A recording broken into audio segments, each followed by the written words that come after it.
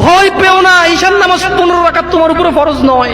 আমি তোমাকে না করছি না 15 রাকাত পড়তে, আমি বলছি তুমি নামাজই পড়ো না, 4 পড়ো।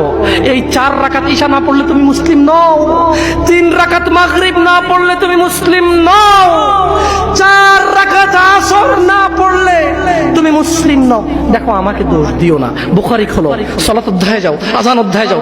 আল্লাহর নবী বলেছে তারা ওরা কাফির, ওরা মুশরিক, ওদের আর আমি মুহাম্মদুর রাসূলুল্লাহ সাল্লাল্লাহু আলাইহি ওয়াসাল্লামের উম্মতের মধ্যে পার্থক্য হচ্ছে নামাজ। সুবহানাল্লাহ। ও সাহাবা, ও উম্মত, তুমি চিনবা মুহাম্মদের উম্মতকে সাল্লাল্লাহু আলাইহি ওয়াসাল্লাম। ও আমার উম্মত, তুমি কি আমার উম্মতকে চিনতে চাও?